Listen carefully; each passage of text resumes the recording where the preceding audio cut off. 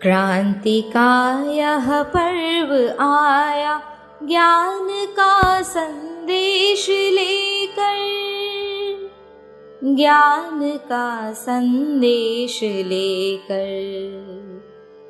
क्रांति का यह पर्व आया ज्ञान का संदेश लेकर, ज्ञान का संदेश लेकर।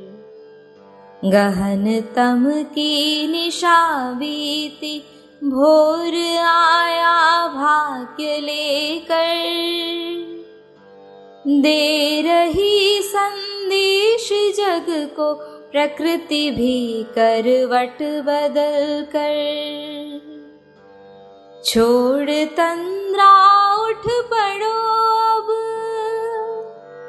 छोड़ तंद्रा उठ पड़ो अब, कर्म का संदेश लेकर, कर्म का संदेश लेकर। क्रांति का यह पर्व आया ज्ञान का संदेश लेकर, ज्ञान का संदेश लेकर। सूर्य की अरुणिम विभाले, किरण बन उतरा नयन में। साधना का हो बसेरा, गंध बन विचरो पवन में। मातृभू का भार हर लो,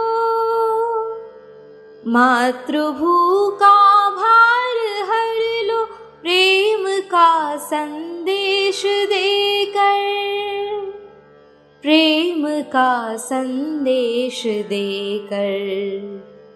क्रांति का यह पर्व आया ज्ञान का संदेश लेकर, ज्ञान का संदेश लेकर। क्रांति का यह पर्व आया ज्ञान का संदेश लेकर, ज्ञान का संदेश लेकर। क्रांति का यह पर्व आया।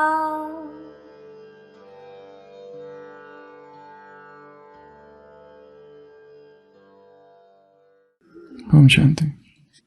हजारों मील लंबे रास्ते तुझको बुलाते, यहाँ दुखड़े सहने के वास्ते तुझको बुलाते। है कौन सा वो इंसान यहाँ पे जिसने दुख न झेला? चल अकेला, चल अकेला, चल अकेला। तेरा मेला पीछे छूटा राही, चल अकेला। तेरा कोई साथ ना दे तो तू खुद से प्रीत जोड़ ले।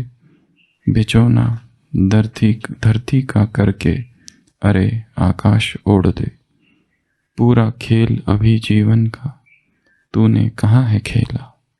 चल अकेला, चल अकेला, चल अकेला। तेरा मेला पीछे छूटा राही, चल अकेला। अध्यात्म की यात्रा अकेले हो जाने की यात्रा है। अध्यात्म की यात्रा एकला चालों की यात्रा है। जब तक सारे बंधन, जब तक सारे देहधारी और जब तक सारी आसक्तियां नहीं छूटती, तब तक ये यात्रा आगे नहीं बढ़ सकती, क्योंकि किसी और का होना ही इस यात्रा में बाधा है। चाहे वो कुछ करे या ना करे, उसके करने का कोई संबंध ही नहीं है। वो कुछ न भी करे तो भी तीसरे का अस्तित्व ही अवरोध है इस यात्रा में। इसलिए ये यात्रा अकेले की है। Flight of the alone to the alone. अकेले की यात्रा अकेले की ओर। जब तक दूसरों से आसक्तियां, संबंध, शेयरिंग चालू है, तब तक उसका अनुभव ही मुश्किल है। जब ये सारे आधार टूट जाए, जब ये सारी आसक्तियां गिर जाए और ऐसा अनुभव हो कि अब हमारा कोई भी नहीं उसके अतिरिक्त, द्रौपदी जैसी अवस्था आ जाए, तब परमात्मा का अनुभव होता है। कोई भी नहीं। जिनको अपना समझा वो अपने कभी थे ही नहीं, वो भ्रम था एक। न पति, न पत्नी, न बच्चे, न माँ बाप, कोई नहीं। Deny your mother and deny your father. Deny your brother and deny your sister.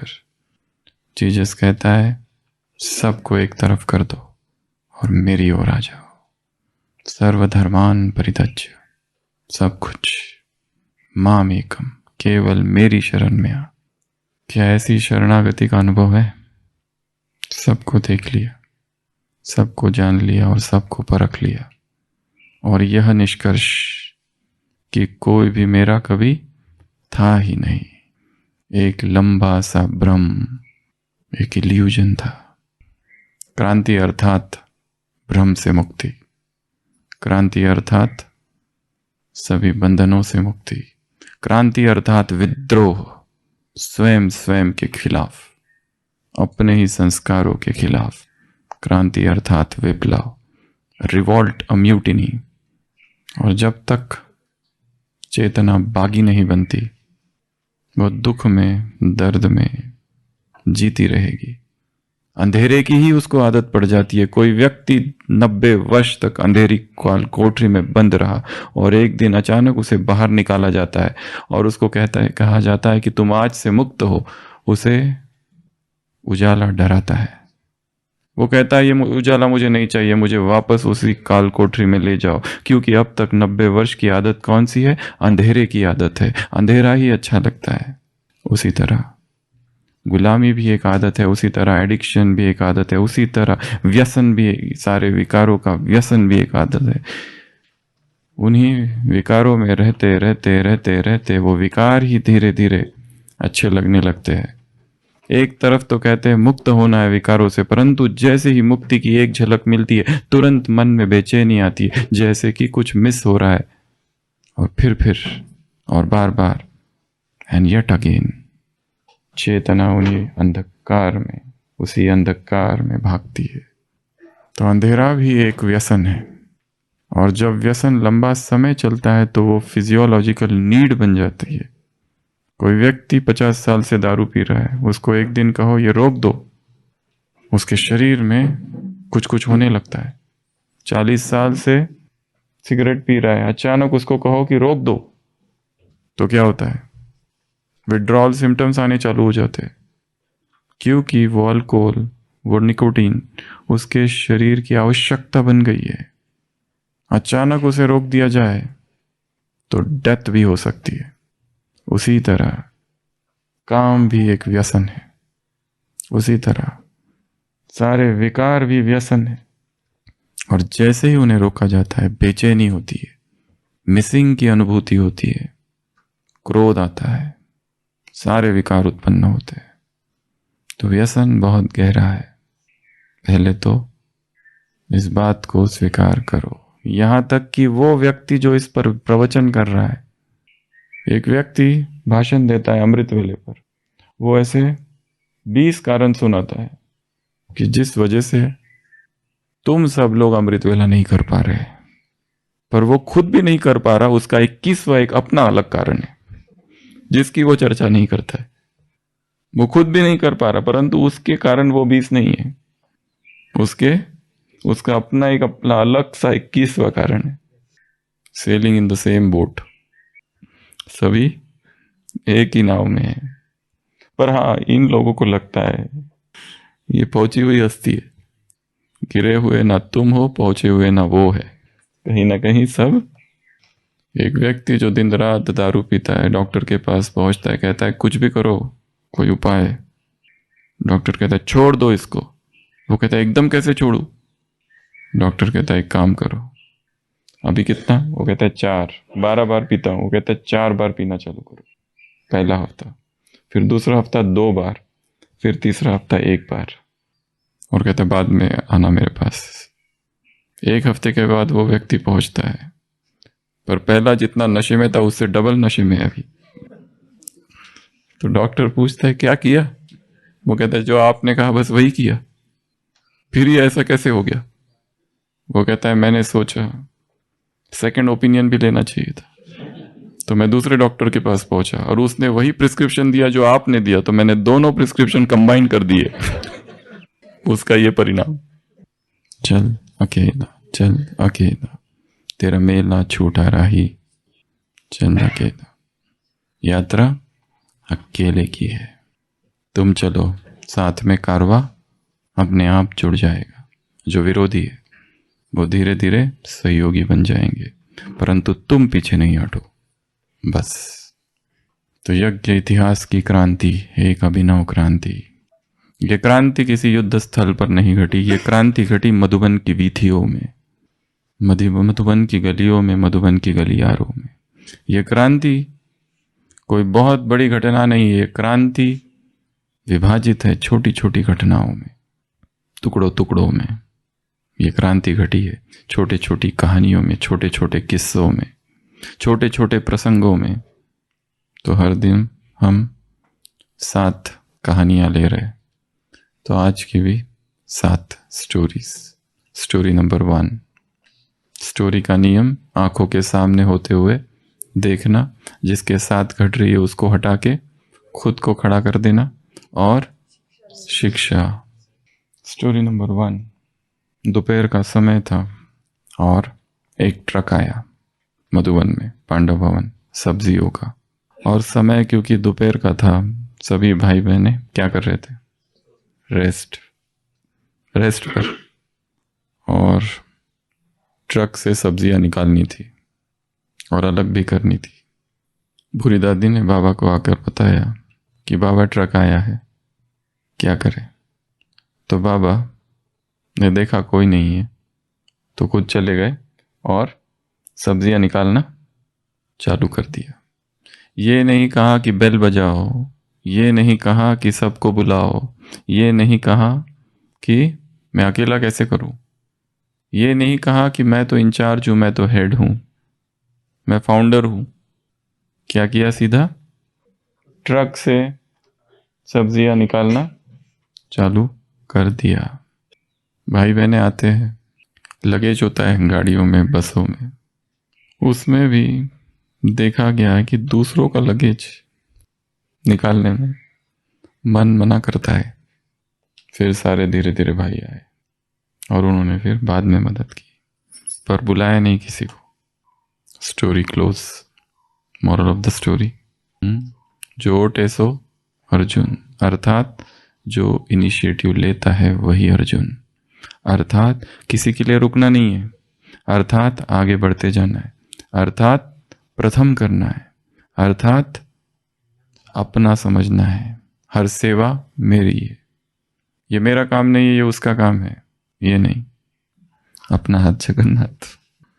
तो रुकना नहीं है किसी के लिए। और क्या सीखेंगे? और क्या सीखेंगे? डिपेंडेंट नहीं, निरंकारिता। मैं और ये छोटा काम, ये कैसे कर सकता हूं? चाहे झाड़ू लगाना हो या फिर लाखों के सामने भाषण देना हो, सेवा एक ही है। भाव का महत्व है, उस कर्म का, उस एक्शन का इतना महत्व नहीं है। करके सिखाना, खुद करना और फिर सिखाना। और क्या सीखेंगे? No dependency. एक है फिजिकल डिपेंडेंसी, एक है इंटेलेक्चुअल डिपेंडेंसी, एक है emotional dependency, social dependency, spiritual dependency, financial dependency. ये कुछ प्रकार के अवलंबन है। एक है शारीरिक निर्भरता, शरीर कमजोर हो जाता है तो हाथ पकड़ पकड़ के चलना, किसी का आधार लेना। शरीर को इतना कमजोर होने ही नहीं दो कि किसी का आधार लिया जाए। इतना सशक्त, इतना शक्तिशाली। कल भी देखा था, लकड़ी का क्या कर दिया? एक धक से काट दिया। मतलब कसरत चालू होगी गुप्त रीति से, ऐसे ही नहीं होता है वो। दूसरी, बौद्धिक निर्भरता। किसी को कहा एक आर्टिकल लिखो, हम और आर्टिकल तुरंत भागे किसी के पास, थोड़ा लिख के दो। तुमको भाषण देना है, तुरंत भागे, क्या क्या बताना है जरा लिख के दो, बताओ, पॉइंट्स अपनी बुद्धि को दिव्य, श्रेष्ठ, महान बनाना है, और उसके लिए उसे आदत डालनी है अध्ययन की, पढ़ने की। लाइब्रेरी में जाओ और बैठ के पढ़ो। तीसरा, भावनात्मक निर्भरता। किसी से इतना भी अटैच नहीं हो जाओ कि वही व्यक्ति बंधन का कारण बनाए। निर्भरता है उस पर, इमोशनल डिपेंडेंसी। गुलाम बन गए।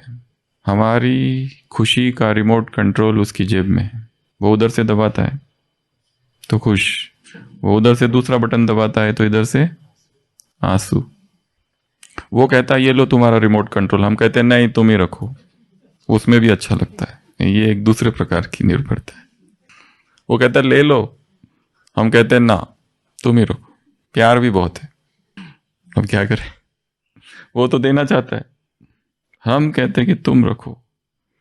विवेकानंद से पूछा जाता है कि आपका स्त्रियों के लिए क्या संदेश है, उनकी मदद कैसे की जाए, वो अबला है, निर्बल है, कैसे उनको उठाया जाए। वो कहते हैं hands of, they don't need any support, उन्हें किसी की आवश्यकता नहीं है, वो आत्मनिर्भर है, खुद उठेगी, तुम कौन हो उसकी मदद करने वाले। अगला, सोशल डिपेंडेंस।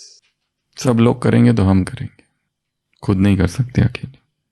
मॉप, सबकी भट्टियां चल रही है, हम भी जुड़ गए, सब उठ रहे हम भी उठ रहे, चल रहे मॉप के साथ। रियल भट्टी है व्यक्तिगत भट्टी, अकेले की भट्टी। अभी तो प्रोग्राम दिया जा रहा है, उस हिसाब से कर रहे, और नहीं करे तो लोग कहेंगे अरे यहां पर भी माया ने तुमको खा लिया, इस डर से। अगला, स्पिरिचुअल डिपेंडेंसी। दूसरे पुरुषार्थ करेंगे तो हम करेंगे, दूसरे नहीं करेंगे तो हम नहीं करेंगे। फाइनेंशियल डिपेंडेंसी, डिपेंडेंस, पैसे, विशेषतः कुमार जो बाहर रहते। Stand on your own feet, भीख नहीं मांगना पड़े किसी से, न भोजन की, न सहारे की, न मत किसी भी तरह की, अपने पैरों पर खुद खड़े हो।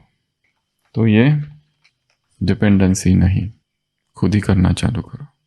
महात्मा गांधी से प्रश्न पूछा गया, वो पति कहता है मेरी पत्नी ब्रह्मचर्य में नहीं चलना चाहती, मैं क्या करूं, परंतु मैं पवित्र जीवन जीना चाहता हूं, क्या मैं उसके लिए रुकूं ताकि उसका मन कन्विंस हो जाए और फिर मैं चलूं और फिर हम दोनों चले। उत्तर दिया था उन्होंने, बिल्कुल नहीं, तुम निकल पड़ो, वो आए ना आए, उसको आना हो तो आएगी, तुम चल पड़ो। यहां किसी के लिए रुकना ही नहीं है, रुके तो गए, फंस जाएंगे। अगर सच्चा प्यार होगा तो वो पीछे आएगा, आएगी, अगर नहीं था तो था ही नहीं कभी, फिर उसका अर्थ भी क्या है। तो स्टोरी नंबर 1। स्टोरी नंबर 2, दादी जान की पूना में थी और फिर अहमदाबाद में सेंटर खुला, तो बाबा ने दादी को कहा तुम अहमदाबाद जाओ, और दादी अहमदाबाद गई, और वहाँ पर फिर मुरली चलती थी। उस समय 1 2 3, नंबर 1 अर्थात बाबा से डायरेक्ट मुरली सुनना मधुबन में, नंबर 2 अर्थात टेप से सुनना, और नंबर 3 अर्थात सेंटरों पर सुनना। तो दादी ने बाबा को पत्र लिखा कि बाबा मुझे नंबर 3 नहीं बनना है, मुझे कम से कम नंबर 2 बनना है, तो मुझे टेप चाहिए, टेप रिकॉर्डर। तो दादी का इतना प्यार मुरली के लिए, बाबा ने जब देखा तो बाबा ने खास टेप रिकॉर्डर मंगाया और दादी को भेजा, तब जाके दादी संतुष्ट हुई। पर कुछ ही दिनों के बाद फिर से बेचैनी चालू हुई दादी की। किस बात की? कि जो टेप आ रहा है उसमें एडिटेड आ रहा है, जो भाई ये भेजता है उसमें पूरी मुरली में 15 20 30 बार मीठे बच्चे रहता है, तो जो भाई भेजता है वो एडिट करके भेजता है उसको कम करने के लिए। तो बाबा दादी ने कहा वो मुझे वो चाहिए शब्द, तो बाबा ने चंद्रास दादा को बुलाया और कहा इसको जो भेजोगे वो एडिट नहीं करना, अनएडिटेड, जैसा है वैसा सब भेजो। Story close. Moral of the story, मुरली से प्यार।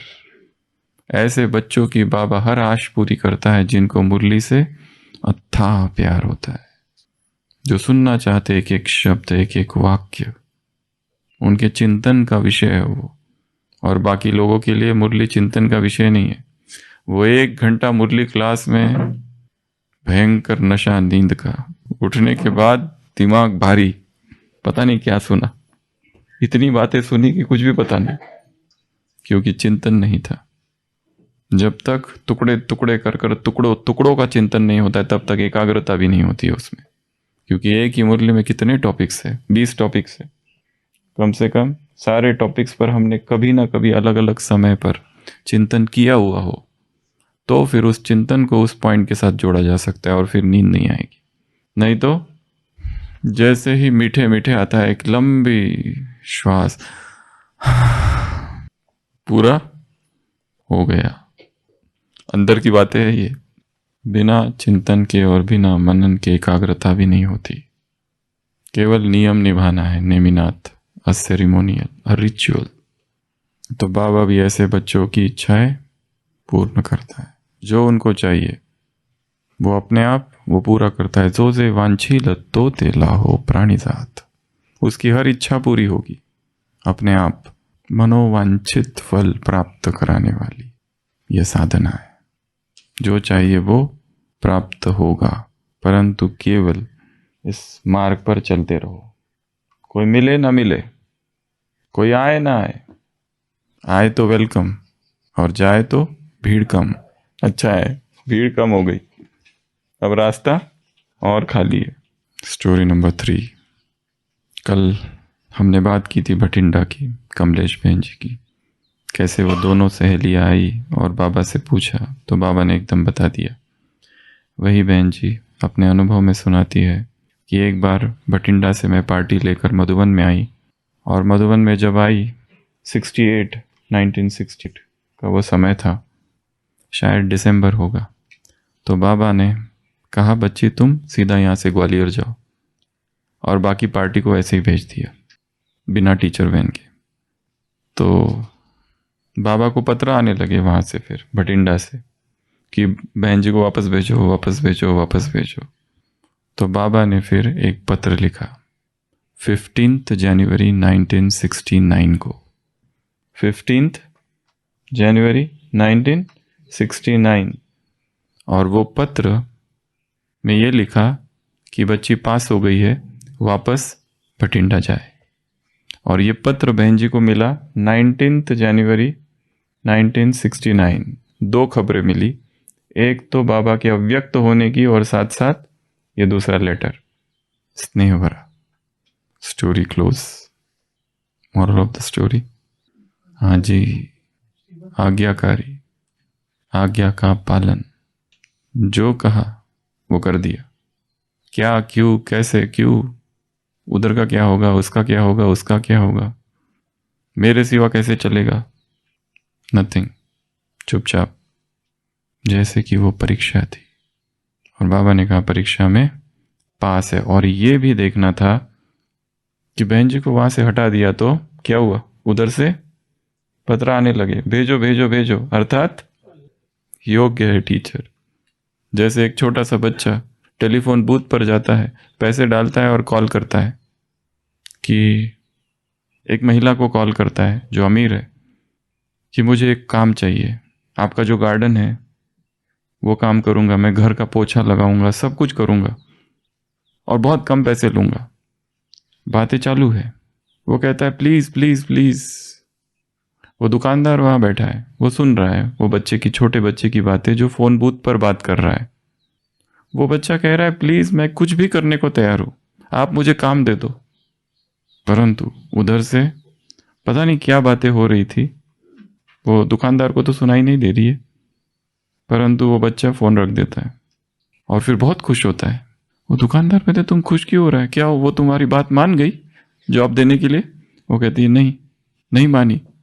तो फिर खुश क्यों हो रहे हो, क्या कहा उसने? तो बच्चा कहता है उसने कहा मेरे पास ऑलरेडी एक बच्चा है और उसके होते हुए मैं तुम्हें नहीं रख सकती। तो वो दुकानदार पूछता है तुम फिर इतने खुश क्यों हो रहे हैं? वो कहता है वो बच्चा मैं ही हूं जो उसके यहाँ काम करता है। यही तो मैं देखना चाहता था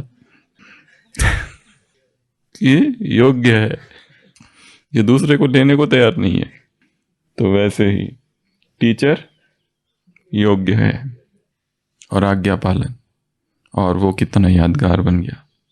पत्र कब लिखा गया? 15 जनवरी को, बस 2-3 दिन पहले अव्यक्त होने के, और मिला 19 को। तो ये एक इतिहास, ये घटना अविस्मरणीय घटना बन गई जीवन की।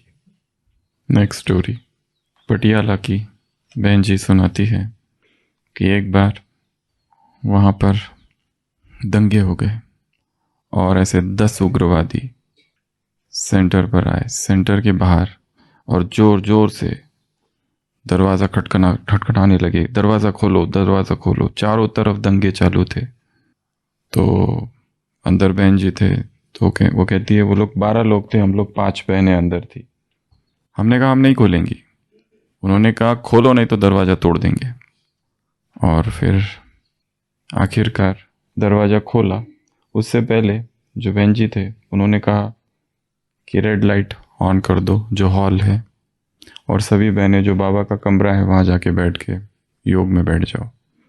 और वो जैसे दरवाज़ा खोला, वो लोग आए, एकदम गुस्से में थे और बड़ी भयानक उनकी शक्लें थी। और वो सब अंदर आए और ढूंढने लगे, तो हॉल में पहुँचे। हॉल में बाबा का चित्र रखा था, रेड लाइट, और वो एकदम से शांत हो गए। और फिर धीरे धीरे उन्होंने देखा ये बहनें वहाँ बैठी है, पिन ड्रॉप साइलेंस। बाबा का कमरा है वहाँ, वो चारों बहनें योग में बैठी हुई है। तो वो कुछ भी नहीं बोलते, एकदम शांत हो जाते। और फिर जब जाने को लगते हैं तो बड़ी बहन जी कहते हैं कि ये किसका घर है? शांतिदाता परमपिता परमात्मा का। वो बिना कुछ कहे चुपचाप चले जाते। क्रोध में आए थे, पता नहीं क्या कर देंगे, पर जैसे ही सेवा केंद्र में प्रवेश करते हैं एकदम मन शांत हो जाता है। Story close. Moral of the story, योग की शक्ति बेचैनी नहीं। चाहे कैसी भी परिस्थिति हो, कितनी भी उग्र, यदि योग की पावर है तो सामने वाला कितना भी विकारी क्यों ना हो, कितना ही दाग वाला क्यों ना हो, वो परिवर्तन होगा। कमी हम में ही है। उसकी निगेटिविटी इतनी ज्यादा है, उसके सामने जाते हुए हमारी पॉजिटिविटी खो जाती है। अर्थात स्टॉक कम है हमारा ही, वो ज्यादा शक्तिशाली है, उसके सामने जाते ही ज्ञान योग खत्म हो जाता है। क्यों? क्योंकि कमी उसमें नहीं है, कमी हम में है। हमारी पॉजिटिविटी कम है, हमारी निर्विकारिता कम है, हमारी प्यूरिटी के प्रति जो हमारा प्रेम है वो कम है, विश्वास निश्चय हमारा कम है।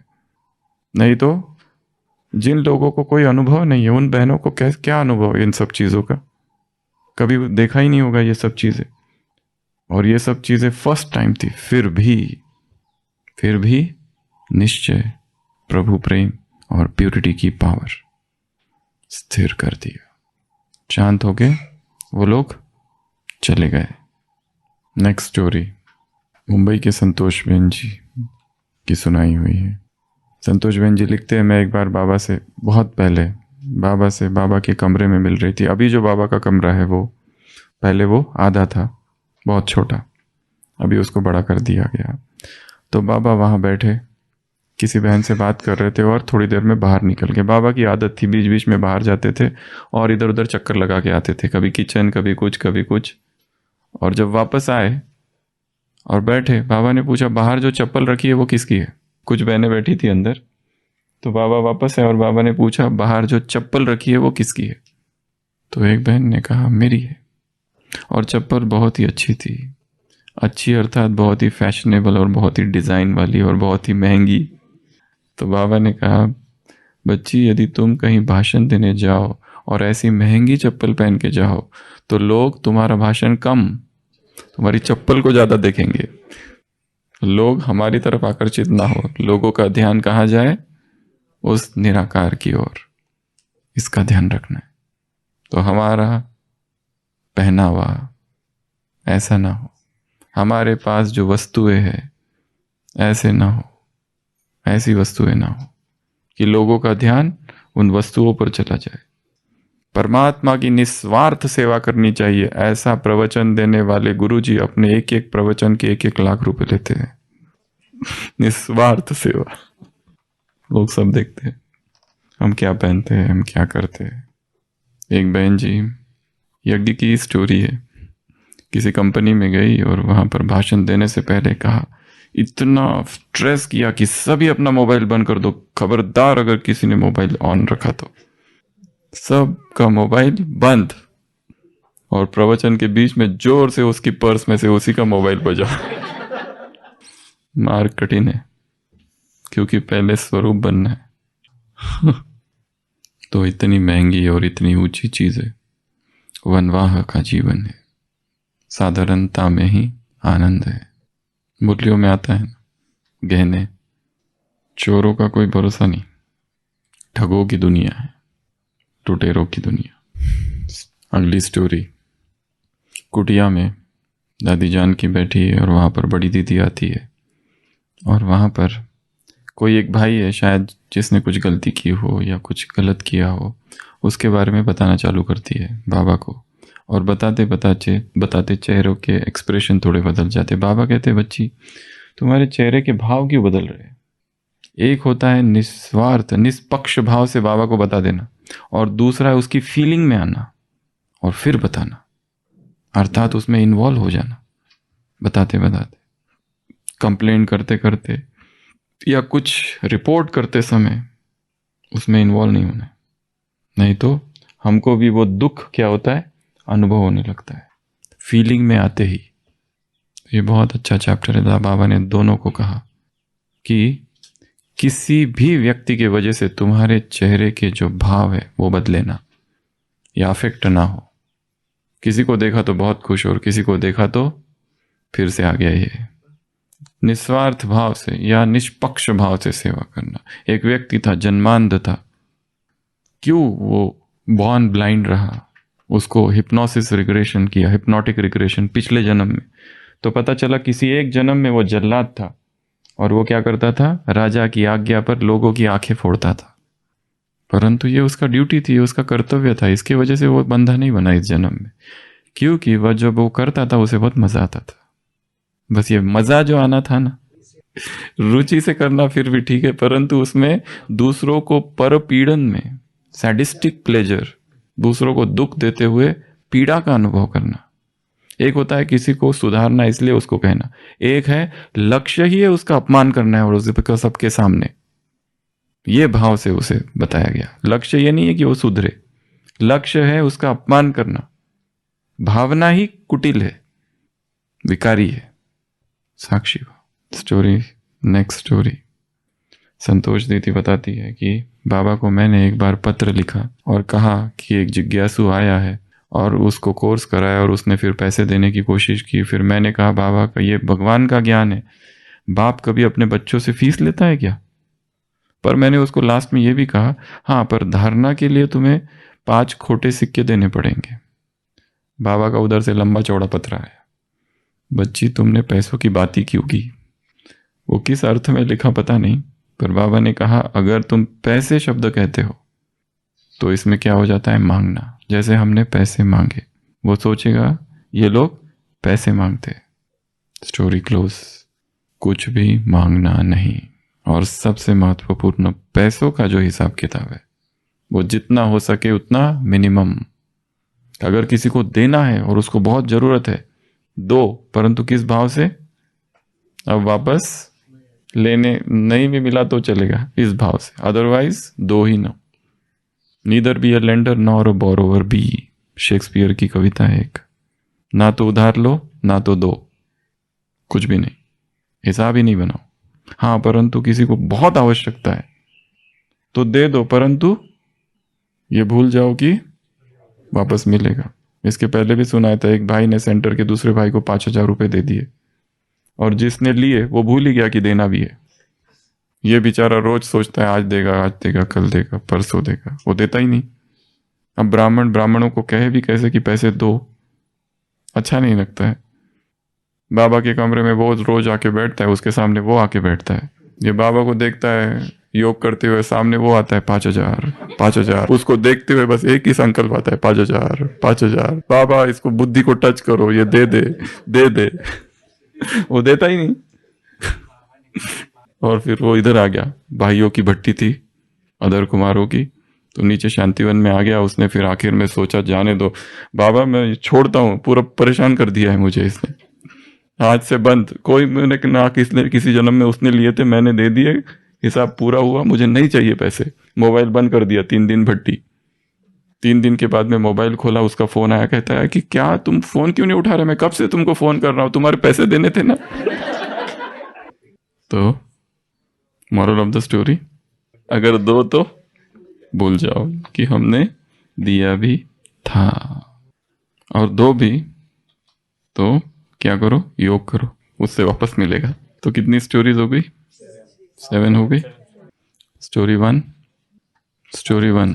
जो ओटे सो अर्जुन। ट्रक आ गया है, क्या करना है, खुद ही लग जाना निकालने में, कारवां जुड़ जाएगा। नेक्स्ट स्टोरी, मुरली से प्यार, सारे शब्दों से प्यार, एक एक शब्द से प्यार।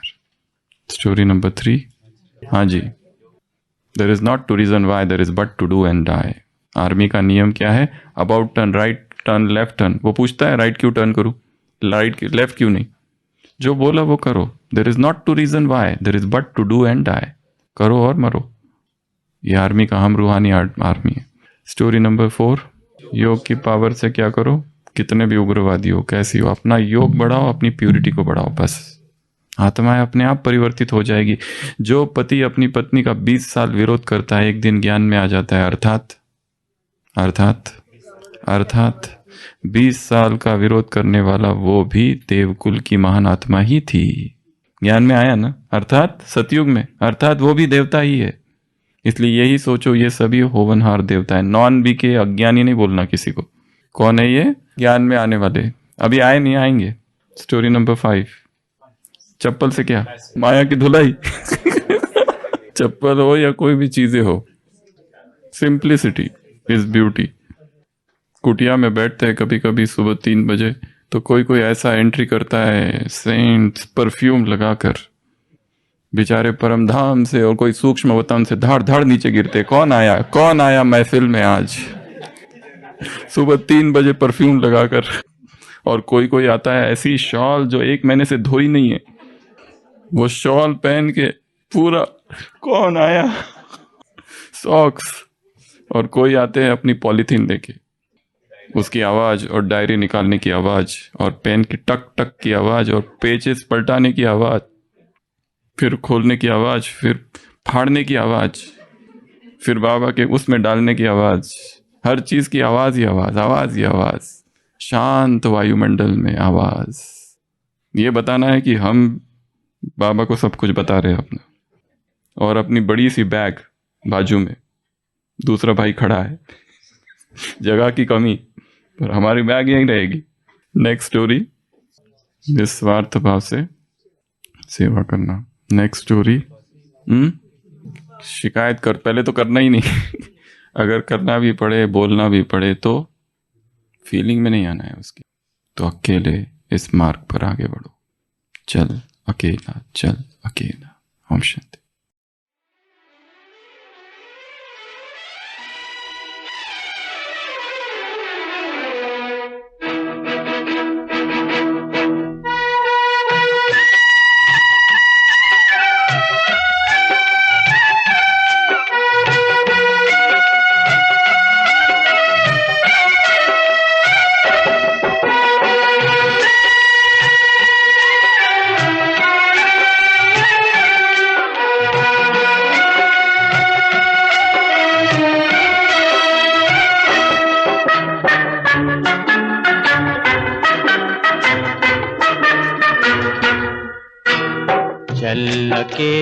चल अकेला, तेरा मेला पीछे छूटा राही, चल अकेला,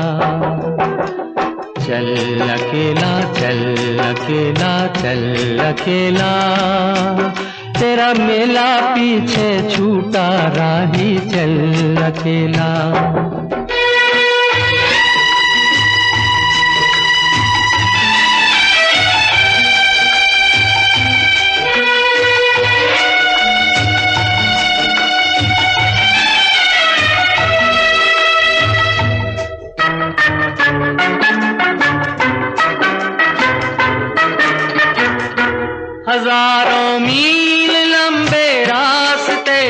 तुझको बुलाते।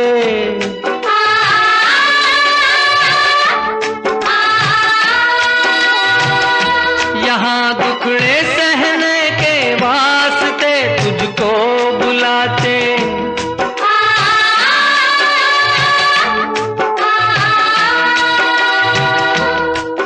है कौन सा वो इंसान यहाँ पर जिसने दुख ना झेला। चल अकेला, चल अकेला, चल अकेला। तेरा मेला पीछे छूटा राही चल अकेला। चल अकेला, चल अकेला, चल अकेला। तेरा मेला पीछे छूटा राही चल अकेला।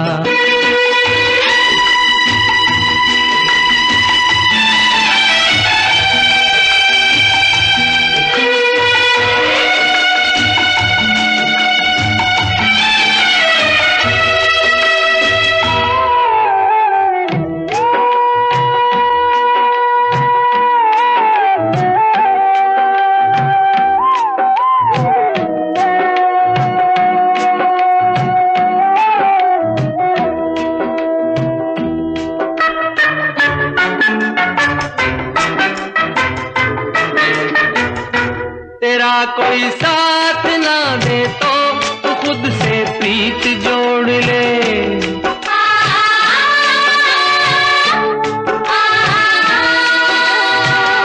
बिछौना धरती को करके अरे आकाश ओढ़ ले।